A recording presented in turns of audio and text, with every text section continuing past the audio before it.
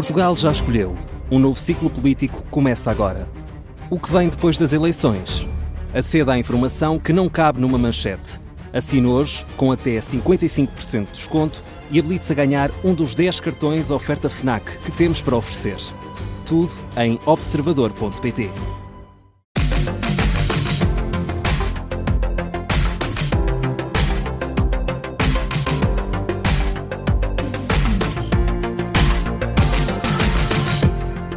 Olá, seja bem-vindo a mais um Brainstorming. Num tempo em que a agenda informativa parece competir diariamente pelo pior cenário possível, esta semana, por aqui, resolvemos fazer o exercício contrário. Olhar para coisas boas que aconteceram, mesmo quando o contexto não ajudou. De um lado, uma participação eleitoral histórica nas presidenciais, apesar da chuva, do vento e dos constrangimentos logísticos. Do outro, um intervalo do Super Bowl que mostrou como a cultura pop ainda consegue ser inclusiva, global e emocionalmente poderosa. Para a conversa, convidámos esta semana a Rita Dória, diretora-geral da Toyota Caetano Portugal, para pensar sobre marcas de liderança e decisões que se constroem e que deixam frutos a longo prazo. Já a seguir, também as histórias que mostram como o bom humor, a empatia e a atenção ao contexto continuam a ser ferramentas poderosas para criar ligação, mesmo num mundo saturado de ruído. Um brinde a esta brilhante equipa. Bravo! E começamos pela Superbox 0.0, que lançou uma nova campanha sob o conceito O Mesmo Espírito, Sem Álcool, explorando com humor e autenticidade um momento muito específico do cotidiano profissional, o almoço entre colegas. A narrativa parte de uma situação simples e reconhecível, uma refeição a meio do dia, e mostra como, à medida que a conversa flui, o ambiente se transforma subtilmente. A descontração cresce, os códigos mudam e, por instantes, aquele espaço de trabalho passa a funcionar quase como um convívio entre amigos. O truque desta campanha está precisamente aí, não negar o contexto profissional, mas mostrar como a experiência sensorial e social de uma Superbox 0.0 transporta os protagonistas para outro registro emocional. Consigo. A campanha reforça uma ideia-chave. É possível manter o ADN social da marca sem álcool, alinhando-se com os hábitos mais equilibrados, especialmente entre gerações mais jovens. É uma proposta que não abdica do prazer, mas que se adapta aos ritmos e exigências do dia-a-dia. Superboc, sabor autêntico. Quando atendem uma chamada, vocês não são só atendedores. Agora olhamos para a Nós Empresas, que voltou a apostar no humor para reforçar o seu posicionamento como parceira das PME. Desta vez, chamou a Bel Xavier para ser protagonista da campanha. O mote da campanha é o seguinte: ter um negócio não é fácil, mas é mais fácil quando temos um entendedor do nosso lado. A narrativa recupera um vídeo viral antigo do ex-futebolista para dar corpo ao conceito de entender a dor. Antes era o treinador que treinava a dor. Quem se lembra? Nós somos entendedores.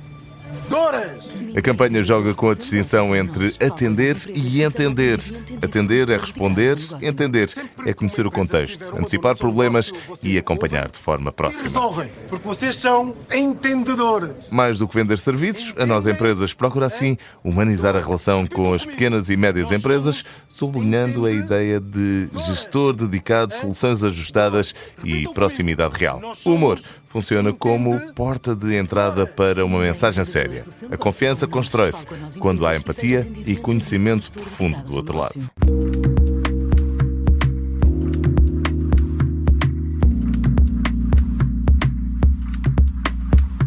Nesta edição do Brainstorming temos o prazer de conversar com Rita Dória, diretora-geral da Toyota Caetano Portugal. Rita, seja muito bem-vinda aqui ao Brainstorming, ainda que te juntes a nós remotamente. Fica também desde já o desejo e o convite para que numa próxima oportunidade estejas aqui nos estúdios da Rádio Observador para te juntares diretamente a nós. Mas o que importa é mesmo aqui a conversa gostava de saber, em primeiro lugar, para quem nos ouve, o que é que define o papel da Toyota enquanto líder de marca em Portugal? Aliás, neste caso, o que é que define o teu papel enquanto diretora-geral da Toyota, enquanto líder da marca em Portugal? Bem, antes de mais, obrigada pelo convite. Realmente tenho pena de não poder estar aí, mas estou em Bruxelas, o que é um bocadinho longe e não Ok, dava para poder. Não dava jeito e Não dava jeito. a urgência da conversa assim implica e, portanto, o que é importante é estarmos mesmo a conversar e que estejas connosco, seja remotamente ou pessoalmente. Fica para uma Exatamente. próxima oportunidade. Vamos então olhar aqui para o teu papel enquanto líder da marca em Portugal. O que é que significa para ti? Eu, neste caso, eu sou responsável por alguma das áreas, pelo marketing, comunicação, experiência do cliente, produto, preço, academias, uma série de coisas, muita da parte da inovação e transformação. Ou seja, no fundo é um bocado a jornada do cliente, toda a jornada do cliente, desde que ele eventualmente pensa que vai comprar um carro até o seu final de vida com a Toyota, embora nós temos uma das grandes mais-valias da Toyota é que nós temos, a Toyota veio para ficar e para ficou mesmo, é o slogan antigo, e portanto temos clientes com retenção enorme e com muitos anos e trocam muito por Toyotas, por isso é uma jornada bastante longa. Ou seja, pode-se dizer que uma vez que se tem um Toyota não se quer voltar atrás? Ou experimentar outra coisa? É muito difícil, é muito difícil. E porquê? Porquê é que isso acontece? Por isso, porque eu acho que tem muito a ver com os valores, muitos valores da marca, muitos valores também da própria cultura japonesa, que é muito dedicada, muito ao motenashi, que nós dizemos hospitalidade, a forma como tratamos os clientes como parte da família, e por isso é um bocado por aí. Por isso eu, no fundo, às vezes quando perguntam qual é o meu papel como líder na própria marca, é um bocado esse, é reforçar o papel da Toyota como uma referência de inovação, que sempre foi das marcas que teve sempre à frente, muita sustentabilidade e haver esta confiança dos condutores e de quem tem um Toyota para a vida, como costumamos dizer, essa é uma das minhas grandes missões. Muito bem. E estamos aqui numa altura para a Toyota em que está a deixar de ser uma marca puramente automóvel e está a tornar-se numa empresa de mobilidade. O que é que significa esta transição? Isto tem piada, porque aqui de Toyota, a Toyota tem uma particularidade também, que é das poucas ou das únicas marcas, ou pelo menos as marcas mainstream, que ainda tem a família na empresa. Portanto, o Akio de Toyota, que é o neto do fundador da própria Toyota, uma reunião em 2017, nunca mais me esqueço, de 2 em 2 anos, 3 em 3 anos, a Toyota costuma reunir todos os importadores da Europa, todos os concessionários numa grande reunião para falar sobre a sua visão. E nessa reunião, foi em Copenhague, nunca mais me esqueço, ele próprio foi lá, veio do Japão, e disse assim, em 2017, a indústria automóvel está a atravessar uma das maiores transformações da sua história. E toda a gente sabia que ia acontecer qualquer coisa, o que é que ia acontecer, e portanto a partir daí do seu caminho de transformação, portanto para ser uma marca de mobilidade, ele foi curioso porque toda a gente pensou que ele fosse falar de carros ou de uma coisa que vinha aí fora da caixa, e ele disse assim, a nossa missão é a mobilidade e a felicidade para todos. Contudo, naquela altura, isto há quase 10 anos, foi estranho, mas depois percebeu-se rapidamente o que é que ele queria dizer, porque é no fundo a visão de tornar a mobilidade acessível, inclusiva, sustentável para qualquer pessoa. Ou seja, portanto, mais do que a tecnologia e mais do que os avanços e toda a parte mecânica e digital e tecnológica, o que importa é ao serviço de quem e do que é que essas ferramentas estão, não é?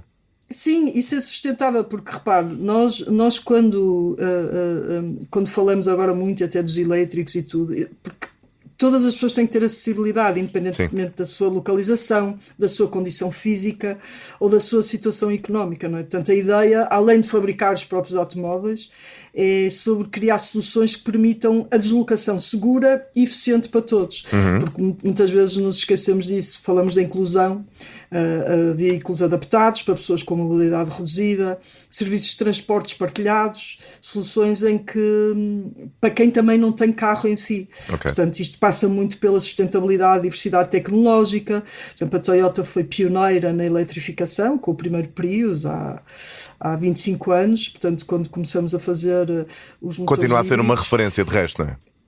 Sim, o seu caminho foi por aí. Agora, com também elétricos, várias opções com a própria pilha de combustível a hidrogênio, os híbridos plug-ins, portanto, até a combustão do próprio hidrogênio. Portanto, a ideia da mobilidade e destas vertentes todas tem a ver com o facto de também, além de tudo, era o sentido de reduzir as emissões o mais depressa possível. E com este foco na sustentabilidade, na acessibilidade, onde é que se vê nos próximos 10 anos?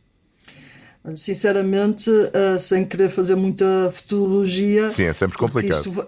Vai complicado e essencialmente também nós percebemos tudo que está a acontecer no mundo e estas mudanças às vezes vão back and forwards, como dizem os ingleses, não é? Para a frente e para trás, porque devido às condições que nos rodeiam, não é? Seja de guerra, de tudo que estamos a fazer. Toda a instabilidade que estamos a ver no mundo. Portanto, mas nós vemos muito ligado à condução autónoma. Eu acho que a condução autónoma vai alterar drasticamente a forma como nos vamos mover.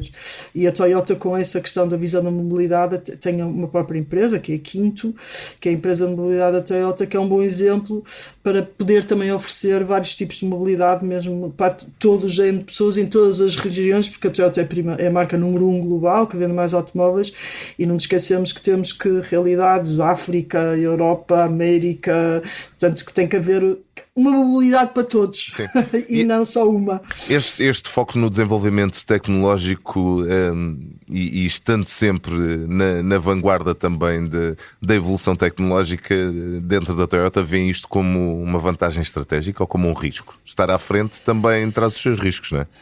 Traz, mas só nos tem vindo a provar que os riscos que tomaram foram certeiros, não é? Há 25 anos, eu como dizia, estava a falar do primeiro carro, e eu posso contar uma história pessoal. Eu na empresa, eu conduzi o primeiro Prius há 25 anos, que era o primeiro carro híbrido, não é? Que tinha o motor elétrico e o motor a combustão, e era o carro em si era estranho, não é? As pessoas olhavam para mim na rua, que é esta maluca com um carro diferente, um bocadinho futurista, não é? Futurista, que não fazia barulho. Eu tive situações estranhas de pessoas de mandarem parar. Eu uma vez quase que me pensei que iam me matar, mas a pessoa bateu-me no vidro assim assustada e ela dizia, mas o que é isto? Não faz barulho.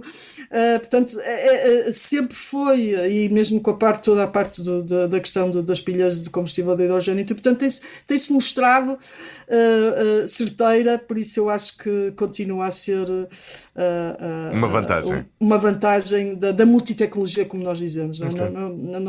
Não tem a ver com o inimigo, não é a tecnologia, mas sim o ambiente e o CO2, e é um bocado por aí que tem que haver soluções para todos no lugar certo, na altura certa e no tempo certo. Tem um bocado a ver um bocado com isso. Boa. Olhando também para o futuro e dentro do nosso contexto, qual é que é o papel que Portugal pode ter na estratégia da Toyota a nível europeu? Assim, nós representamos 1% ou nem 1% das vendas da Toyota a nível mundial, mas a ligação da Toyota e do Grupo Salvador Caetano e a Toyota Caetano de Portugal foi a primeira fábrica na Europa da Toyota, foi em Portugal, em Ovar.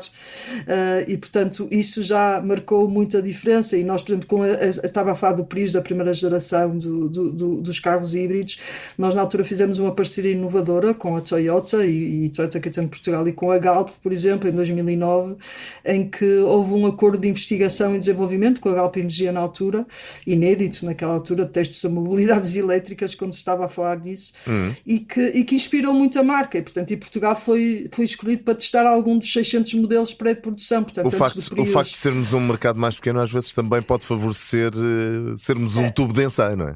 Ajuda, e pela história também, e pela questão da fábrica, ajuda bastante às vezes para perceber se é mais fácil portanto, ter um ambiente mais controlado. Isso sem dúvida que ligou, e portanto, e mesmo a história do Grupo Salvador Caetano, com vários projetos pilotos, mais vai acontecer, eu não posso revelar, mas há sempre coisas a acontecerem neste sentido. Por exemplo, nós também fizemos na nossa fábrica de Ovar o que nós chamamos os APMs, que eram os Accessible People Movers, movers, que foi os carros que estiveram nos Jogos Olímpicos. Sim. de Aliás, França. houve bastantes notícias acerca Foram dessa todos construção. produzidos na nossa fábrica de Ovar da Toyota, e portanto tem sempre muitas ligações nesse sentido. E foi também precisamente por isso, por ser uma fábrica extremamente manual, entre aspas, com capacidade para produzir 220 viaturas daquelas elétricas pequeninas, rápidas, para se adequar àquela realidade que foram o texto nos Jogos E Olímpicos. portanto a agilidade também aqui a marcar alguns Ajuda pontos. muito. Se pensarmos entre as pilares talento, indústria e logística, onde é que Portugal se distingue e onde é que ainda há espaço para evoluirmos? Conseguem perceber isso dentro do contexto da Toyota? Conseguimos um bocado. Eu acho que nós, Portugal, somos competitivos nos 3 pilares. Existe enorme talento. E por isso é que também muitas vezes é difícil de retê-lo, porque o talento também existe e é muito difícil de retê-lo aqui em Portugal, às vezes com a dimensão do resto do mundo e da Europa que ajuda. Mas nós, particularmente no ramo automóvel, nós temos um problema bastante complicado em Portugal em termos nesta área, que tem a ver com o parque circulante. O parque circulante é um dos mais envelhecidos da Europa. Isto tem muito a ver também com a questão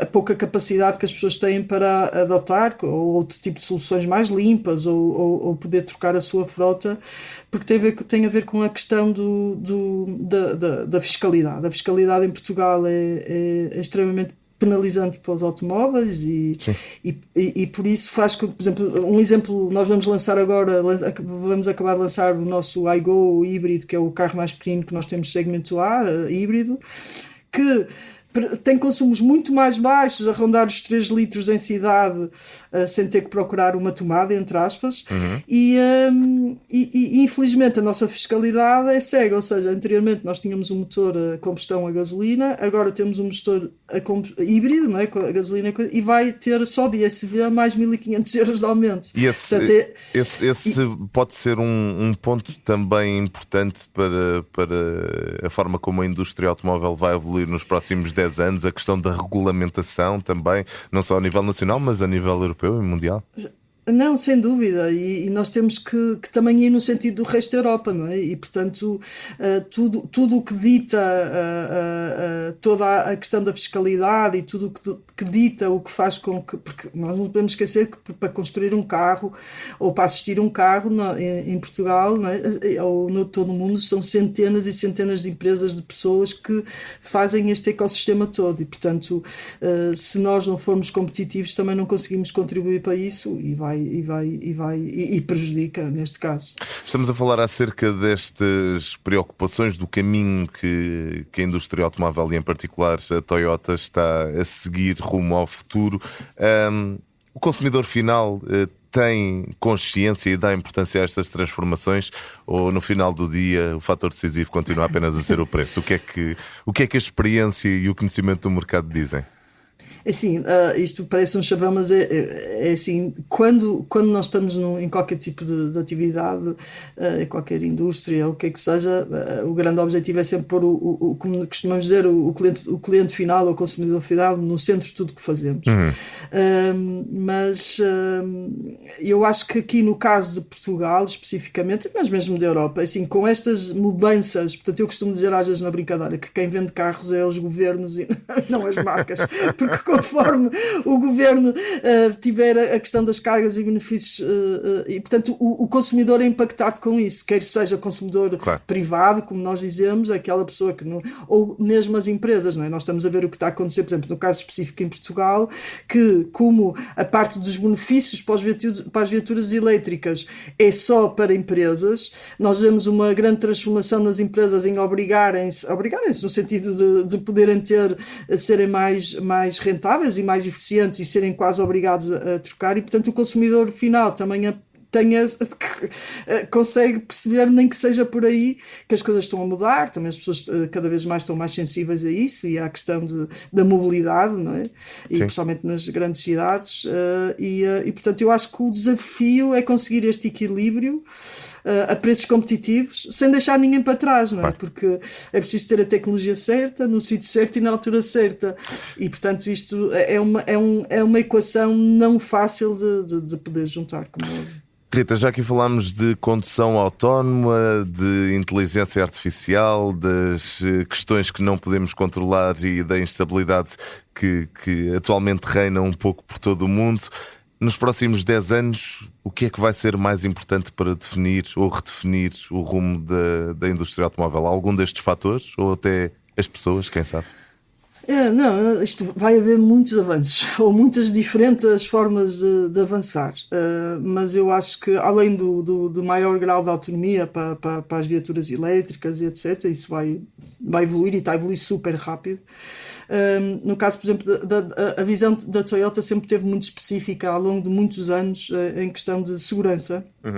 E no sentido de perseguir um bocado o objetivo de zero acidentes, que também é uma das questões que fazem parte de tudo o que se desenvolve para poder... E esta questão a Toyota democratizou a visão tecnológica que eles chamam de Toyota Mate, que é o apoio ao condutor, que nós costumamos dizer, como se fosse um anjo da guarda que está lá quando mais precisamos, portanto, que nos ajuda, aqueles sinais sonoros todos, sim. Cuidado, está um carro a aproximar, não está, etc., que nós como condutores às vezes dizemos, como é que eu desligo isto, não é?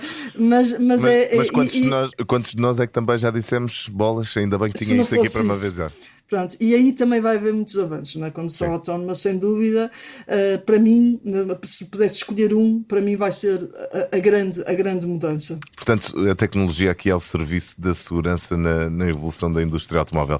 Rita, estamos quase a terminar a nossa conversa. Faço sempre um desafio aos nossos convidados, também o faço a ti, um desafio um pouco mais pessoal. Que música é que associarias à Toyota e porquê? Olha, vou dizer uma coisa muito não só a Toyota. Hoje que estamos a gravar, vai ser lançada a nova campanha do iGo, desta viatura que eu falei, este segmento B que nós lançamos, com a parceria com a Boys Band, que é December 10. Que a maior parte das pessoas ainda não conhece, mas vai conhecer de certeza, e que tem uma música que se chama Run My Way, que é o primeiro single original desta banda. Esta banda é promovida pelo Simon Cowell, não sei, que toda a gente vai começar a ouvir, e que no fundo estas associações, a Toyota faz às vezes estas associações quando lança novos modelos a nível europeu, e a ideia é transmitir o que é que este modelo específico, e quando teve a ser construído, o que é que nós queremos que o consumidor final sinta. Boa. E é a música algo positivo, confiante, conquistar a cidade, ágil, divertido, para quem tem liberdade espontânea. Portanto, e esta boys band que tem um português, são miúdos, entre os 17 e os 20 anos, que vai estrear exatamente hoje o seu novo símbolo juntamente com a Toyota. Portanto, até foi engraçado quando estávamos agora a fazer esta pergunta, porque tivemos aqui a preparar algumas coisas em relação a isso. Boa. E pronto, mais ou menos isso. Fica então esse bom espírito no final desta conversa aqui no Brainstorming com a Rita Doria, diretora-geral da Toyota Caetano Portugal. Obrigado por estares connosco, ainda que remotamente, e fica desde já combinado e reforçado o convite para da próxima vez nos encontrarmos pessoalmente. Rita, muito obrigado e até à próxima. Obrigada eu, até à próxima. Obrigada.